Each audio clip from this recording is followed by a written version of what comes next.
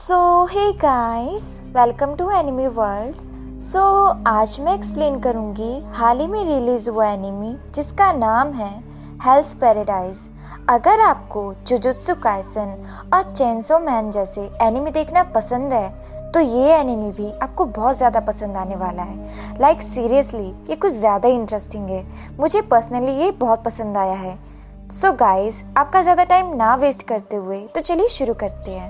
Episode number 1 की शुरुआत में हमें एक लड़के को दिखाया जाता है जिसका नाम गाबी मारू है, जो कि हमारी कहानी का मेन कैरेक्टर है। कहानी की शुरुआत में हमें दिखाया जाता है कि गाबी मारू को बंदी बनाकर रखा है और एक आदमी गाबी मारू की गर्दन पर तलवार से मारने वाला होता है। वो आदमी गाबी मारू की गर्दन पर तलवार से बहुत से वार करता है, लेकिन गाबी मारू की गर्दन इतनी स्ट्रॉन्ग होती है कि इतने वारों के बाद भी उसकी गर्दन पर एक भी खरोंच नहीं आती, उल्टा उस आदमी की तलवार ही टूट जाती है। अगले सीन में हम एक लेडी इंस्पेक्टर को देखते हैं जो गाबी मारू से क्वेश्चनिंग कर रही होती है, जिसमें गाबी मारू से बताता है कि वो इवागाकुरे गांव का एक शिनोबी है। शिनोबी भी निंजास की तरह ही होते हैं। इन्हें बचपन से ही घुसपैठी और हत्या करना ही सिखाया जाता है और इनकी बहुत ज़्यादा हार्ड ट्रेनिंग होती है, जिसमें तलवार को यूँ अपनी बॉडी से तोड़ना तो इनके लिए एक नॉर्मल टास्क है। कुछ लोग इस ट्रेनिंग के दौरान मारे जाते हैं और जो लोग इस ट्रेनिंग में सरवाइव कर जाते हैं उनकी बॉडी सुपर ह्यूमन बॉडीज में टर्न हो जाती है। गाबी मारू के पास एक स्पेशल पावर भी है जिसका नाम निंजुत्सु है। वो लेडी इंस्पेक्टर अपनी क्यूरियोसिटी के चलते गाबी मारू को अपनी स्पेशल पावर निंजुत्सु यूज करने को बोलती है, लेकिन वो उसे मना कर देता है। अब अगले दिन वो सैनिक गाबी मारू को जला के मारने की कोशिश करते हैं। वो उसे लकड़ियों के साथ बांधकर उसमें आग लगा देते हैं, लेकिन गाबी मारू की बॉडी इतनी स्ट्रांग होती है कि उसे जलती हुई आग से भी कोई फर्क नहीं पड़ता। और अब फिर से वो लेडी इंस्पेक्टर गाबी मारू के पास क्वेश्चनिंग के लिए आती है और उससे उसकी लाइफ की स्टोरी पूछती है, जिसमें गाबी मारू से बताता है कि मेरा चाइल्डहुड बिल्कुल भी इंटरेस्टिंग नहीं था। मेरे माँ बाप कौन थे मुझे नहीं पता। उन्हें हमारे गांव के चीफ ने मेरे बचपन में ही मार दिया था और क्यों मारा ये भी मुझे नहीं पता। खैर, इस बात से मुझे कोई फर्क नहीं पड़ता।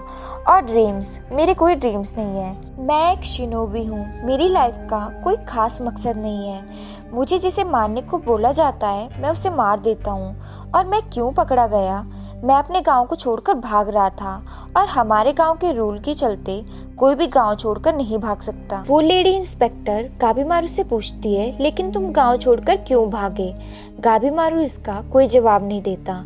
अब अगले दिन फिर से वो सिपाही गाबी मारू को मारने की एक अलग ही तरकीब चलाते हैं और उसे एक जगह बांधकर उसके दोनों पैरों को अलग अलग बुल्स के साथ बांधकर अलग अलग डायरेक्शन में भगाते हैं, लेकिन अफसोस उनकी ये तरकीब भी नाकामयाब हो जाती है। गाबी मारू की बॉडी इतनी ज़्यादा स्ट्रांग होती है कि उसे इन चीज़ों से कोई फर्क नहीं पड़ता। वो लेडी इंस्पेक्टर फिर से गाबी मारू के पास आती है और उससे फिर से वही क्वेश्चन पूछती है कि तुम गांव छोड़कर क्यों भागे थे, जिस पर गाबी मारू से बताता है कि मेरी लाइफ में सब कुछ ठीक चल रहा था। फिर एक दिन हमारे गांव के चीफ, जो कि मेरे काम के चलते मुझे बहुत मानते थे, उन्होंने मेरी शादी अपनी बेटी से करवा दी। वो लड़की मुझे बिल्कुल भी पसंद नहीं थी। वो लड़की बिल्कुल ही अलग थी।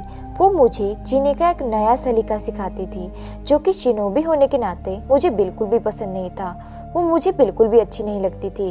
इस बारे में मैंने चीफ से भी बात करने की कोशिश की थी, लेकिन उन्होंने मेरी बात नहीं मानी। इसलिए मैं गांव छोड़कर भाग गया था, लेकिन चीफ के आदमी हर जगह थे। वो मुझे चैन से जीने नहीं देते थे। इसलिए मैंने हार मान ली और आखिर में मैं राजा के सिपाहियों के हाथों पकड़ा गया। वो सिपाही हर दिन गाबी मारू को मारने की हर नाकामयाब कोशिश कर चुके थे। गाबी मारू खुद जीना नहीं चाहता था। उसके अंदर जीने की कोई इच्छा नहीं बची थी। अब अगले दिन वो सिपाही गाबी मारू को उस लेडी इंस्पेक्टर के पास ले जाते हैं, जहाँ उसे पता चलता है कि वो लेडी इंस्पेक्टर कोई मामूली इंस्पेक्टर नहीं बल्कि एक ट्रेंड स्पेशल स्वॉर्ड मास्टर है, जिसे ईडो से स्पेशल यहाँ भेजा गया है और अब वो गाबी मारू को मारेगी। वो लेडी इंस्पेक्टर गाबी मारू को बोलती है कि तुम चाहते थे ना कोई तुम्हें मार दे और आज़ाद करते। चलो मैं तुम्हें एक आखिरी विश देती हूँ और ये पहली बार था जब गाबीमारू को मौत से डर लग रहा था। गाबीमारू ने एक ही झटके में हथकड़ियों को तोड़ दिया था और एक सिपाही की तलवार छीनकर वो लेडी इंस्पेक्टर के सामने खड़ा हो गया था। वो लेडी इंस्पेक्टर गाबीमारू पर वार करती है, लेकिन गाबीमारू उसके हर वार से बच जाता है। वो लेडी इंस्पेक्टर गाबीमारू को बोलती है, वो तुमने अपनी लाइफ की स्टोरी मुझे सुनाई थी ना, उसमें सब सच था, लेकिन एक चीज तुमने मुझसे झूठ बोली थी कि तुम अपनी वाइफ से नफरत करते हो, जबकि असलियत में तुम अपनी वाइफ से बहुत ज़्यादा प्यार करते हो और वही तुम्हारे जीने की वजह है। ये सुनकर गाबीमारू शॉक हो जाता है और हमें गाबीमारू और उसकी वाइफ का एक फ्लैशबैक दिखाया जाता है, जहां गाबीमारू अपनी वाइफ से बहुत ज़्यादा प्यार करता है और गाबीमारू की वाइफ उसे औरों की तरह क्रूर नहीं समझती।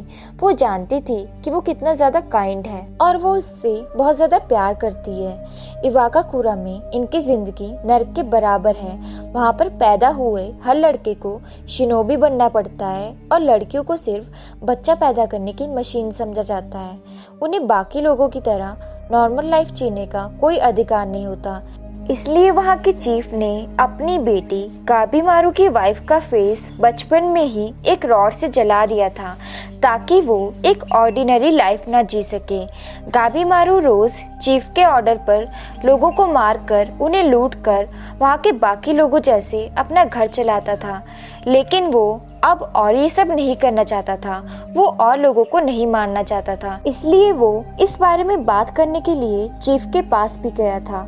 लेकिन चीफ एक बहुत ही घटिया इंसान है। उसने गाबीमारू की एक भी बात नहीं सुनी, उल्टा वो उसे मारना चाहता था। इसलिए गाबीमारू वहाँ से अपनी जान बचाकर भाग गया था। अब कहानी प्रेजेंट में आती है। वो लेडी इंस्पेक्टर गाबीमारू को राजा की तरफ से एक ऑफिशियल लेटर दिखाती है और बोलती है कि तुम्हारी सारी सजाएं माफ कर दी जाएगी, तुम्हें कोई नहीं मारेगा, ना ही राजा और ना ही इवागाकुरा गांव के शिनोबी, पर इसके बदले तुम्हें एक काम करना पड़ेगा। वो लेडी इंस्पेक्टर गाबीमारू को एक ऐसी दुनिया में जाने को बोलती है जहां का नाम शिनसेंक्यो है।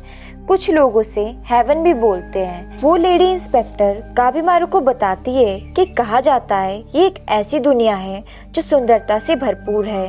वहाँ बहुत ही ज्यादा खूबसूरत तितलियाँ और फूल नाच रहे होते हैं और बहुत ही प्यारी तिलस्मी आवाजें यहाँ गाती हुई सुनाई देती है। ये दुनिया रहस्यों से भरी पड़ी है। यहाँ ऐसी ऐसी चीजें हैं जो कि इंसान कल्पना भी नहीं कर सकता। और कहा जाता है कि इसी दुनिया में अमृत भी पाया जाता है, जिसकी एक बूंद से मरे हुए इंसान को भी जिंदा किया जा सकता है। लाखों करोड़ों सालों से बहुत से लोगों को वहाँ अमृत की तलाश में भेजा गया, लेकिन कोई भी वहाँ से जिंदा वापस लौटकर नहीं आया। उनके शरीर फूलों में कैसे बदल जाते हैं ये आज भी राज है।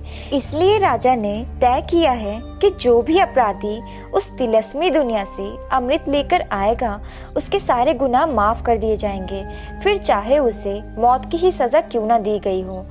इसलिए लेडी इंस्पेक्टर यहाँ उन अपराधियों की तलाश में आई है जो कि वहाँ जाने के काबिल है। वो लेडी इंस्पेक्टर गाबीमारू को बताती है कि मुझे यहाँ आते टाइम खबर मिली है कि जिस दिन से तुम अपने गांव से भागे हो तुम्हारी वाइफ किसी से भी कुछ नहीं बोलती है। वो अभी भी तुम्हारा इंतजार कर रही है। उसे विश्वास है कि तुम एक दिन जरूर लौट कर आओगे। वो लेडी इंस्पेक्टर गाबीमारू को बोलती है कि ये तुम्हारे लिए एक आखिरी मौका है। क्या तुम वहाँ जाना चाहोगे और वहाँ से अमृत ला पाओगे, क्योंकि तभी तुम अपनी वाइफ से दोबारा मिल पाओगे और उसके साथ एक नॉर्मल लाइफ जी पाओगे। लेकिन ये बातें सुनकर वहाँ खड़े सिपाही ये बात नहीं मानते और गाबीमारू के साथ साथ वो लेडी इंस्पेक्टर को भी मारने की धमकी देते हैं। गाबीमारू उस लेडी इंस्पेक्टर को बोलता है, तुम निंजुत्सु देखना चाहती थी ना, तो अब देखो। और गाबीमारू निंजुत्सु का यूज करता है और उसकी सारी बॉडी से आग की लपटें निकलती है और वहाँ खड़े सारे सिपाही इससे मारे जाते हैं। और अब गाबीमारू अपनी वाइफ से दोबारा मिलने की उम्मीद में और उसके साथ एक नॉर्मल लाइफ बिताने के सपने को लिए हेवन से अमृत लाने के लिए तैयार हो जाता है और यहीं से उसका एडवेंचर शुरू हो जाता है और यही एपिसोड खत्म हो जाता है। Thanks for watching. अगर आपको वीडियो पसंद आई हो तो चैनल को लाइक शेयर सब्सक्राइब ज़रूर करें।